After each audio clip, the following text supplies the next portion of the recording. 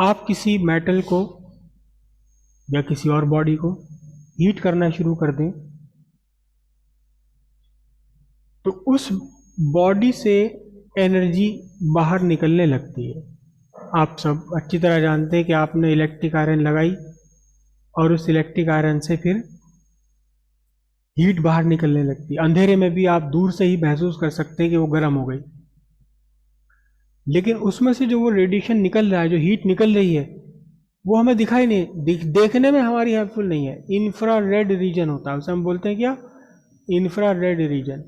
Red से लेकर के वायलेट कलर तक की लाइट हमें देखने के लिए हेल्प करती है, लेकिन रेड कलर से कम फ्रीक्वेंसी या रेड कलर से ज़्यादा वेवलेंथ वाली वेव्स को हम आंखों से फील नहीं कर सकते।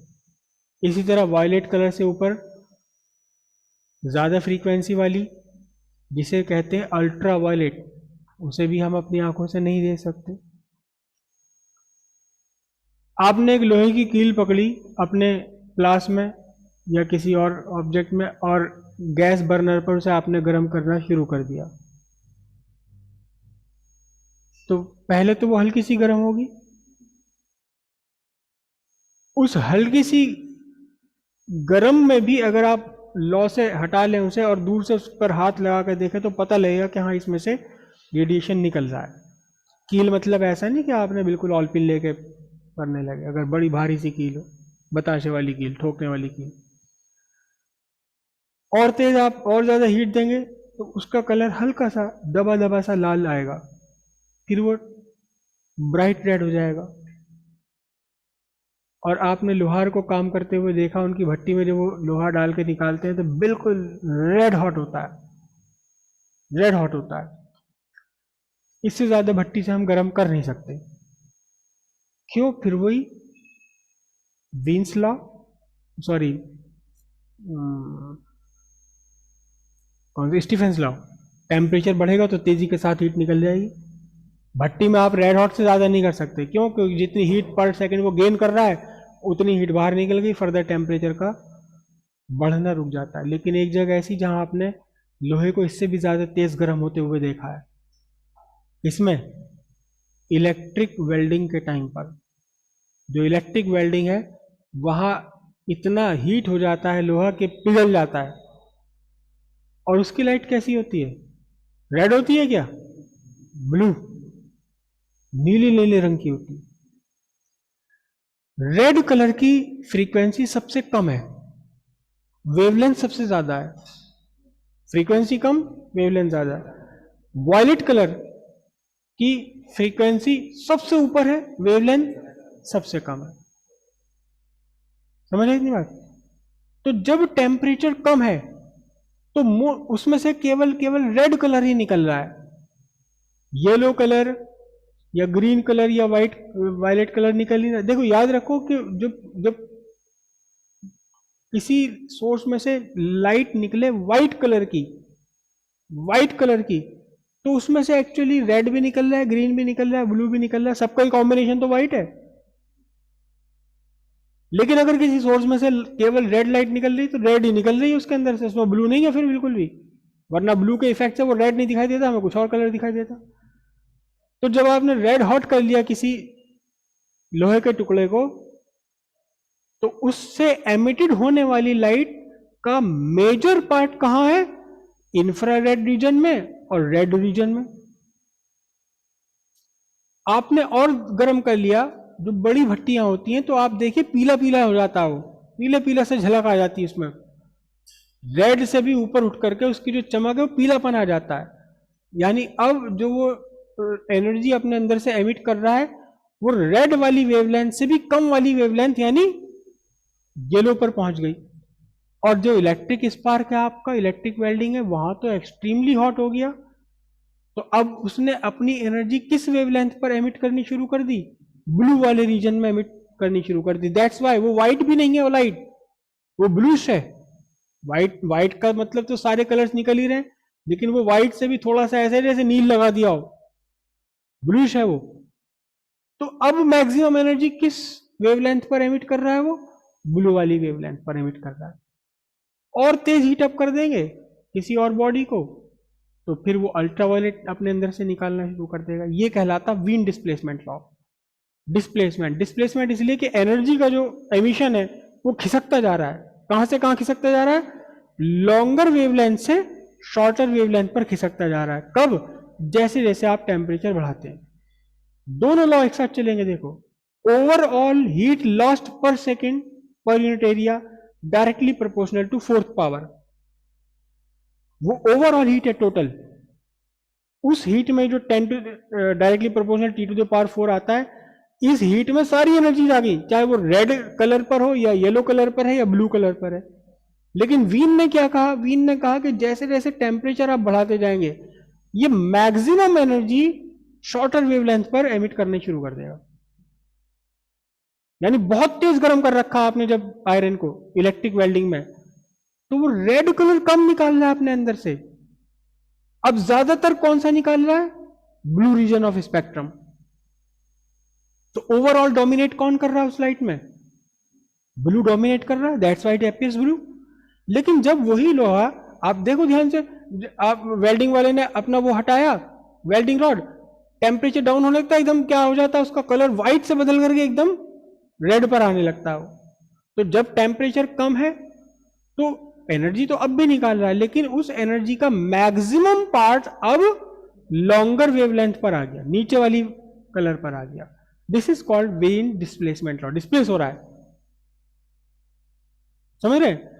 जो स्टीफेंस लॉ है, it gives the total amount of energy directly proportional to fourth power.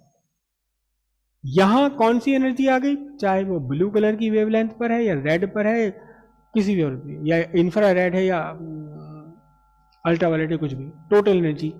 लेकिन इस टोटल एनर्जी का ज्यादातर पार्ट, इस टोटल एनर्जी में से, सपोज ये पेन है, मैंने इसको हीट कर दिया, इसमें से 100 जूल पर सेकेंड निकल रहा है, 100 जूल पर सेकेंड निकल रहा है इसमें से।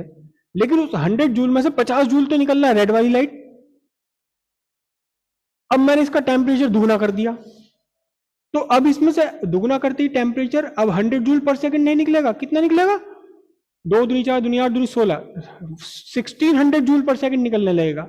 लेकिन अब उस 1600 जूल पर सेकेंड का काफी सारा पार्ट, अब वो 1600 जूल में से 1000 जूल तो कहां पहुंच जाएगा? ब्लू वाली लाइट, ब्लू वाले कलर में चला जाएगा।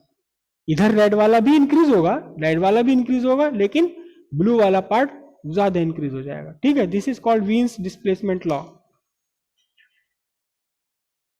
Lambda m directly proportional, sorry, inversely proportional to the absolute temperature. यहां लैम्डा एम क्या चीज है?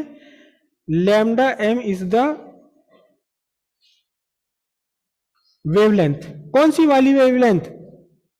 कौन सी वाली वेवलेंथ?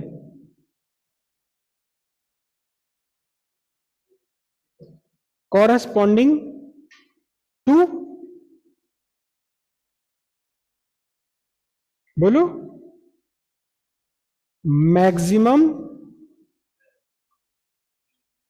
Energy emission.